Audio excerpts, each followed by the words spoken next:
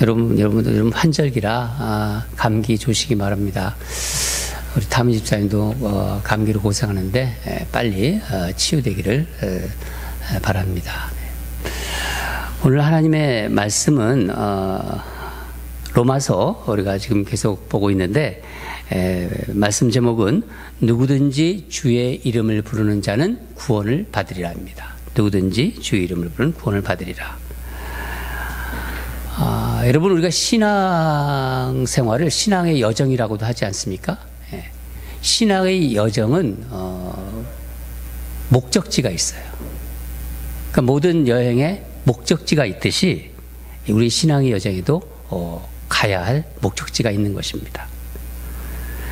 그러니까 여행은 우리가 목적지를 향하여 가는 것인데 만약 목적지와 다른 방향으로 가고 있다면 아무리 빨리 간다 한들 무슨 소용이 있겠어요? 그렇겠죠? 예.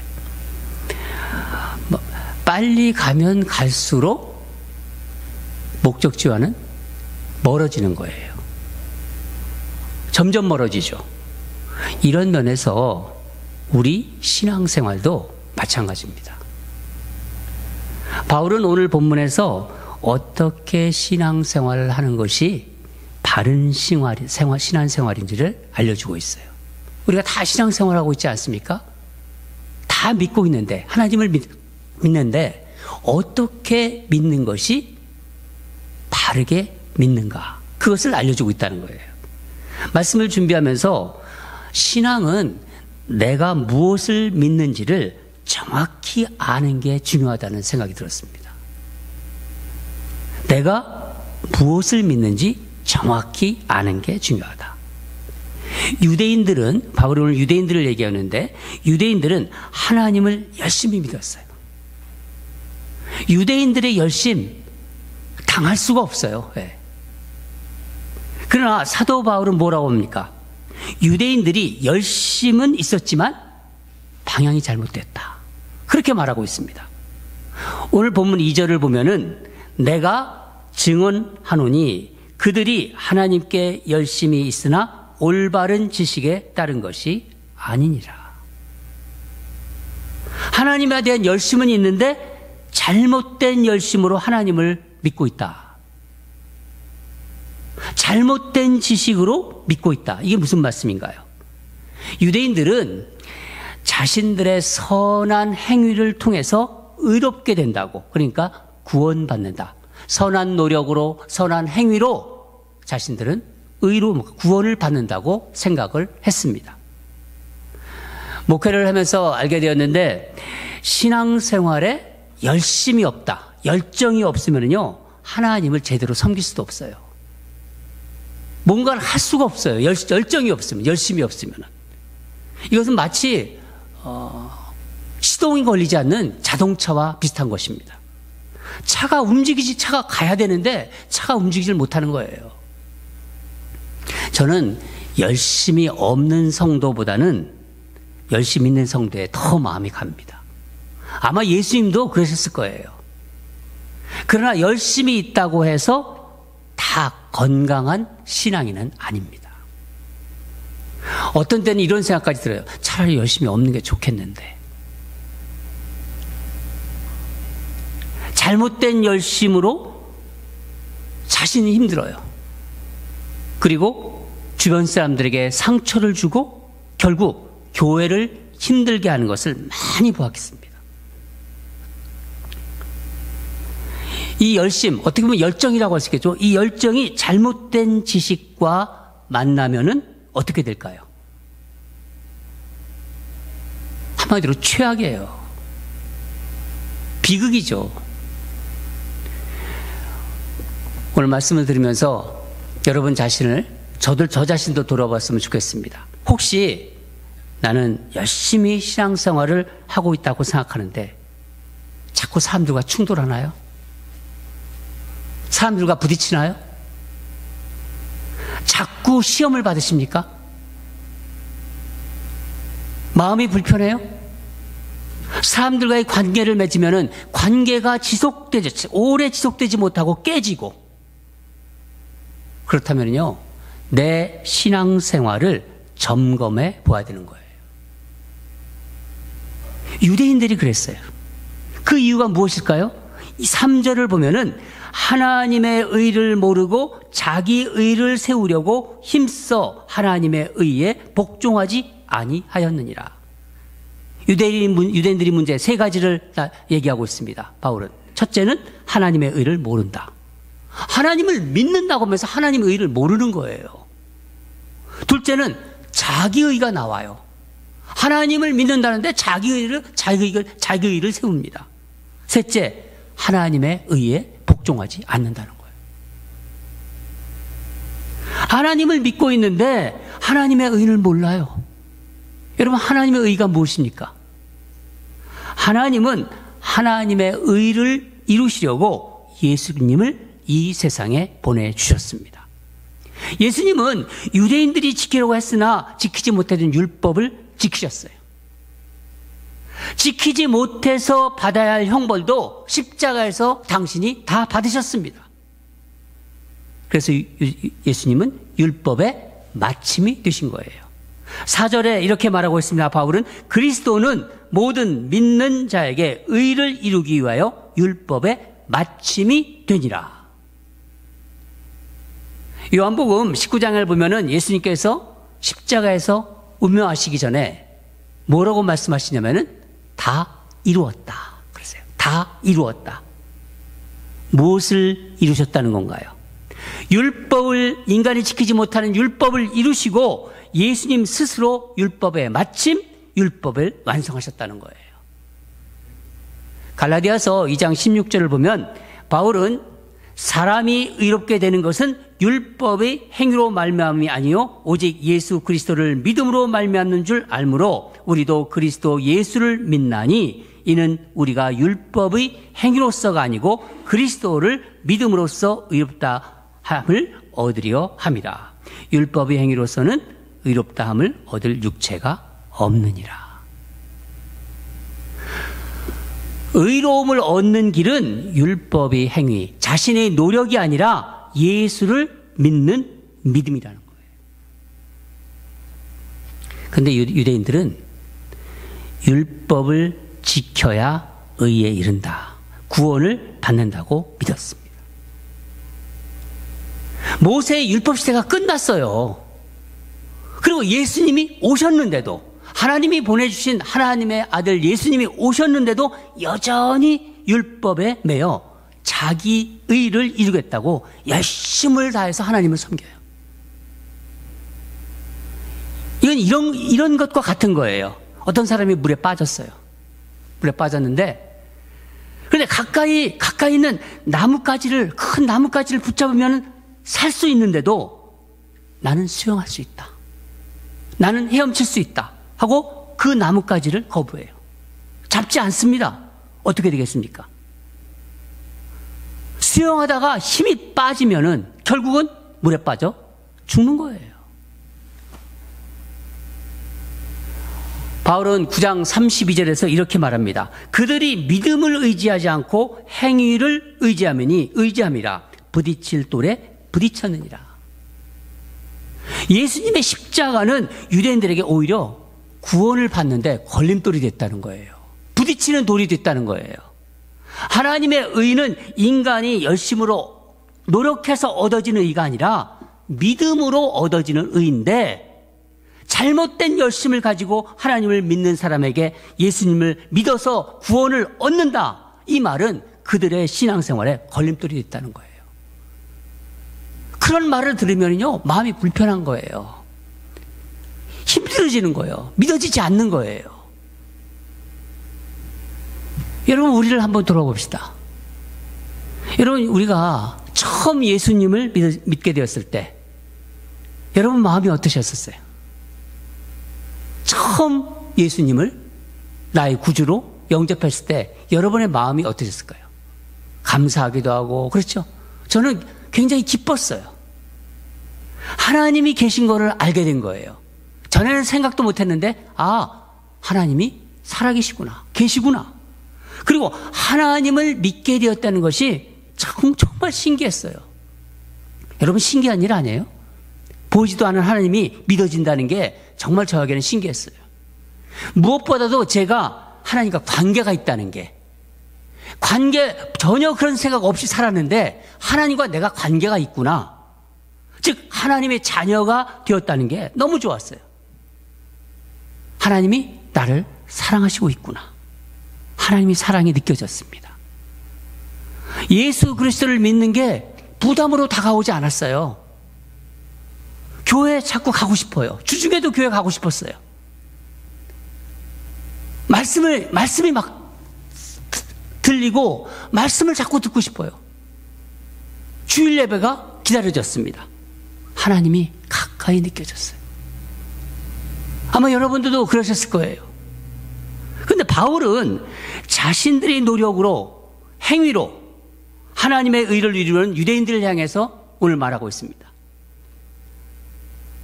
바울은 신명기 30장 12절 14절 인용해서 오늘 본문 6절 7절을 말하고 있는데 제가 읽어드리겠습니다. 믿음으로 말미암는 이는 이같이 말하되 내 마음에 누가 하늘에 올라가겠느냐 하지 말라 하니 올라가겠느냐 함은 그리스도를 모셔 내리려는 것이요 혹은 누가 무저강에 내려가겠느냐 하지 말라 함은 그리스도를 죽은 자 가운데서 모셔 올리려는 것이라. 인간의 노력과 행위로 예수 그리스도를 모셔, 하늘에서 모셔 내리거나 땅에서 모셔 올리려 하지만은 너희들이 그렇다는 거예요. 그러나 그럴 수 없다는 거예요. 그러면 그리스도가 어디에 계시냐? 그렇게 묻지 않습니까? 바로 내 마음과 입에 있다. 하나님은 가까이 계시다. 그래서 8절을 보면은 그러면 무엇을 말하느냐? 말씀이 내게 가까워 내 입에 있으며 내 마음에 있다 하였으니 곧 우리가 전파하는 믿음의 말씀이라. 하나님 말씀은 내 마음과 입에 있다는 거예요. 우리 마음과 입에. 즉 예수 그리스도를 믿는 믿음은 여러분의 마음과 입에 있다. 믿음에서 나오는 의는 하나님 말씀에 반응이 있다는 거예요. 여러분 기독교 역사를 살펴보면요, 이 잘못된 지식과 하나님에 대한 잘못된 지식과 열심히 만나서 신앙의 정도라고 했죠. 신앙의 정도, 신앙의 발인계에서 벗어난 경우를 많이 볼 수 있어요. 아니 옛날 생각할 필요가 없어요. 지금도 우리가 우리 주변에서 볼 수 있어요. 우리 주변에 있는 이단들 한번 보세요. 사이비들 보세요. 이들의 가장 큰 특징이 무엇입니까? 지난번에 누가 말씀하셨어요. 어느 집에 누가 왔다고. 열심히 해요. 얼마나 열심입니까? 신도들에게도요, 이 열심을 강요해요. 여호와의 증인, 제호바 위트니스, 신천지, 아주 새벽부터 밤늦게까지 아주 극성해요. 제가 극성이라는 표현을 썼는데 극성 맞습니다. 정말. 이 잘못된 열심은 심지어 부모 자식과의 관계도 멀어지게 만들어요. 그리고 가정일도 뒷전이고 집안일도 뒷전입니다. 가족도 뒷전입니다. 이 잘못된 지식과 열심히 만난 안타까운 모습이죠. 제가 서두에 말했잖아요. 비극이라고. 열심을 내면 낼수록 어떻게 될까요? 우리가 가야 할 신앙 여정의 목적지, 거기서 점점 멀어지는 거예요. 열심을 내면 낼수록. 바로 우리가 가야 할 목적지가 예수님이 계신 곳, 예수님에게서 멀어지는 거예요. 하나님을 믿는다고 하면서 예수를 통해서 하나님 앞에 가는 건데 그 길에서 멀어지는 겁니다. 이게 비극이죠. 자신들은 모르고 있어요.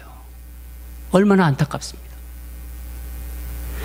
여러분 신앙생활에 그런데 열심은 필요한 거예요. 열심이 있어야 신앙생활에 활력이 있어요. 그리고 에너지가 넘칩니다. 그러나 열심과 이 잘못된 열심과 참된 열심을 분별하는 눈이 있어야 돼요. 그러면 참된 열심은 어디서 나오는 걸까요? 오직 예수 그리스도 때문에 나오는, 거기서부터 나오는 열심이에요. 예수님 때문에 나오는 열정과 열심입니다. 잘못된 열심은 하나님을 믿는다고 하면서 자기의, 자기 행위가 드러나는 열심이에요. 이것은 내가 어떤 믿음을 가지고 있는가에 달려있는 거예요. 다 신앙생활 한다고 그래요. 근데 어떤 믿음을 가지고 있는가?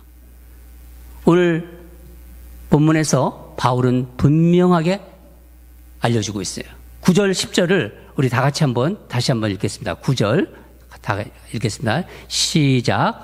내가 만일 내 입으로 예수를 주로 시인하며 또 하나님께서 그를 죽은 자 가운데서 살리신 것을 내 마음에 믿으면 구원을 받으리라. 사람이 마음으로 믿어 의에 이르고 입으로 시인하여 구원에 이르느니라. 아멘. 이른다는 말은 쉬운 말로 천국에 들어간다는 말이에요. 천국에 들어간다는 뜻입니다. 구원을 얻는 믿음, 구원을 받는 믿음, 천국에 들어가는 믿음이 무엇인가요?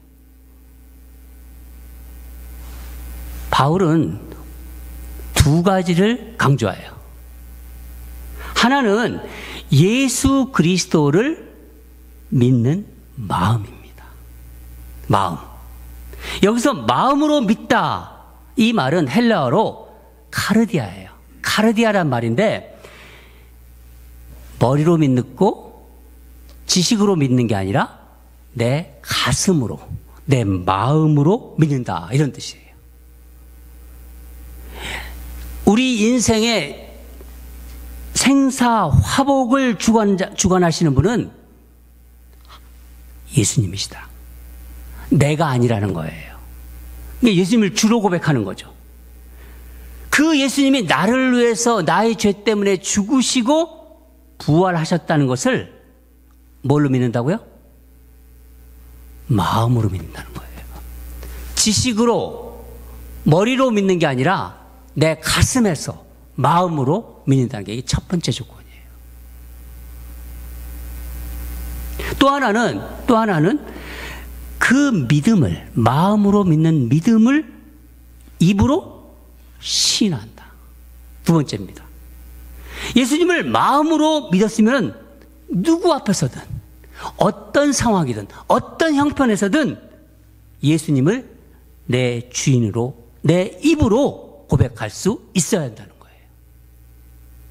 이게 바로 나의 믿음의 고백입니다.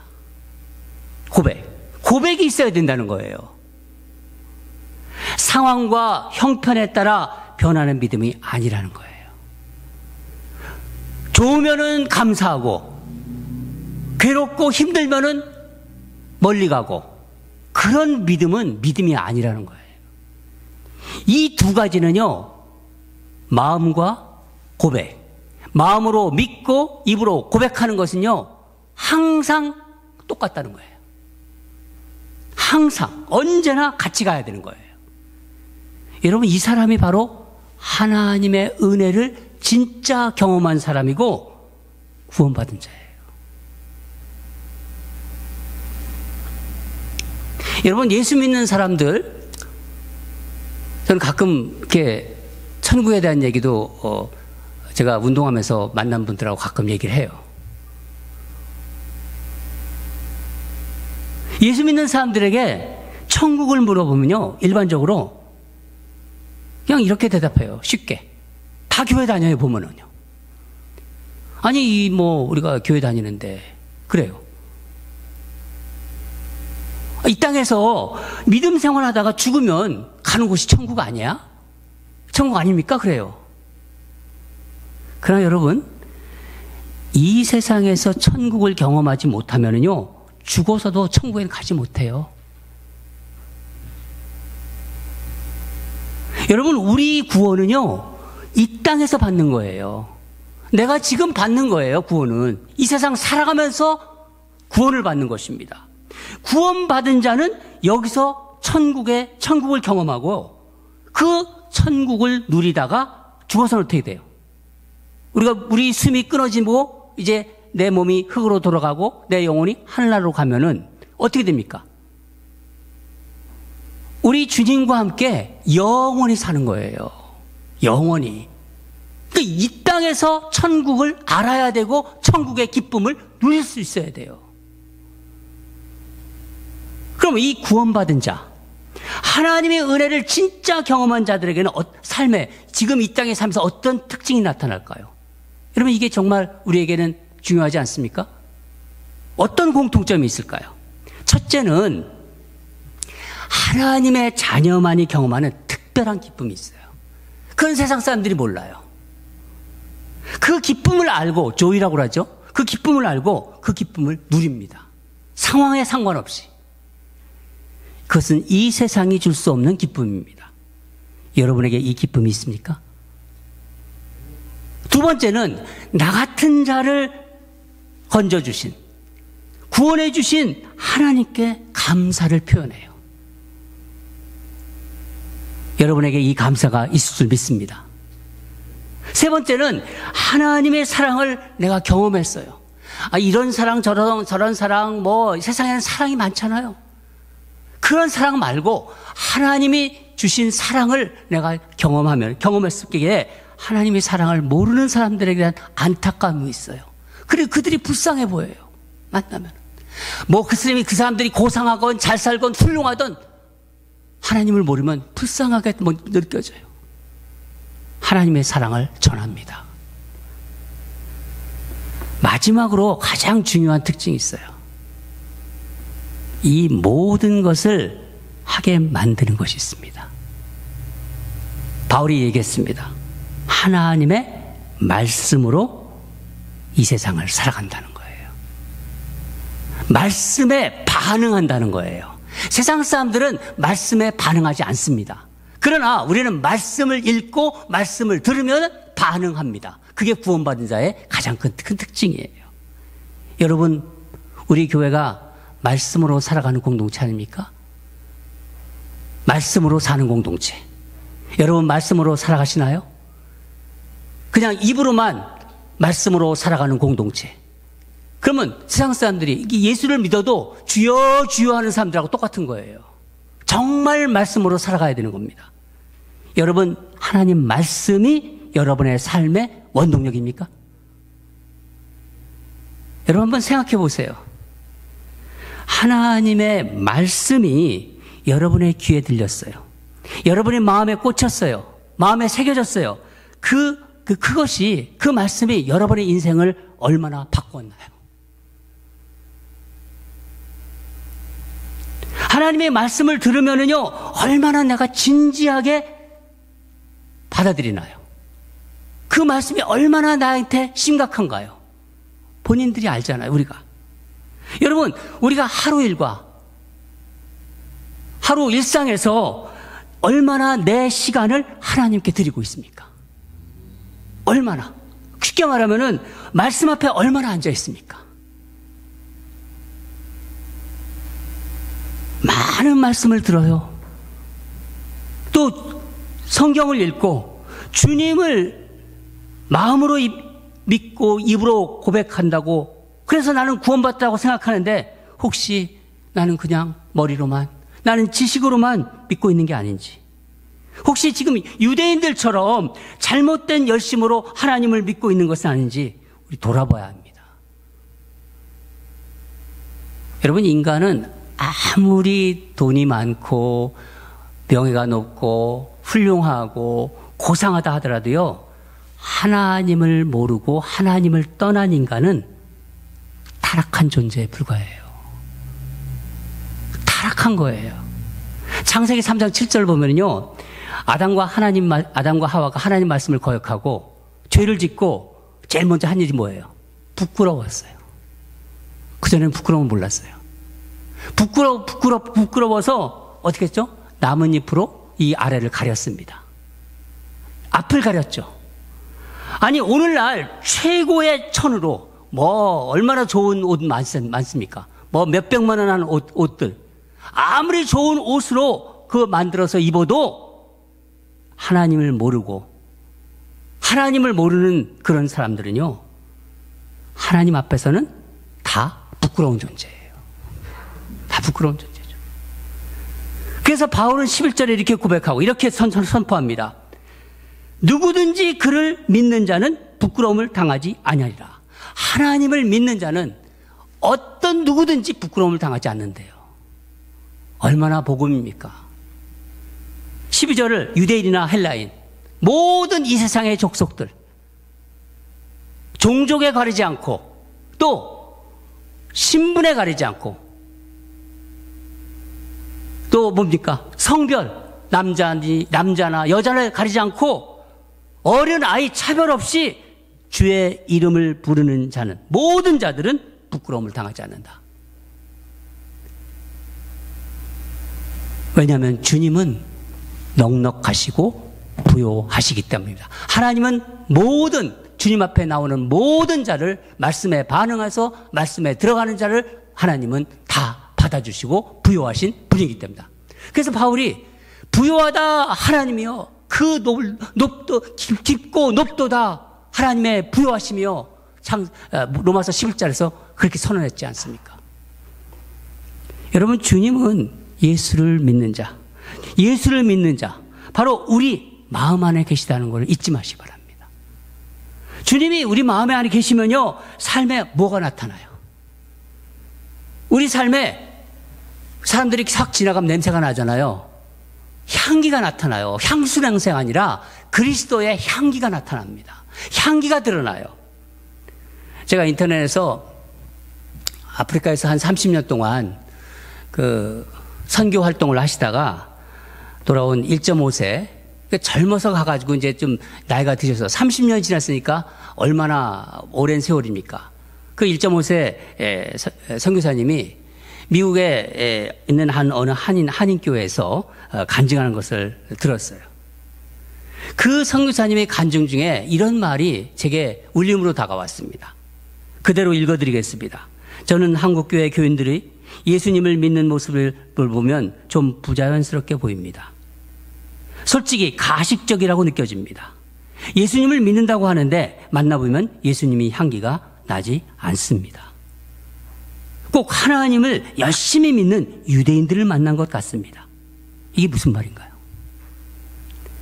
자기 의를 이루려고 신앙생활을 하는 사람 같다는 거예요. 열심으로 뭔가를 하는데 자기 의를 이루려고, 자기 행위로 구원을 받으려는 사람들, 그 유대인들 같다는 거예요. 사랑하는 여러분, 바울은 오늘 13절 마지막 선포합니다. 누구든지 주의 이름을 부르는 자는 구원을 받으리라. 누구든지, 예외 없이. 여러분, 우리는 내 삶이 형통하잖아요.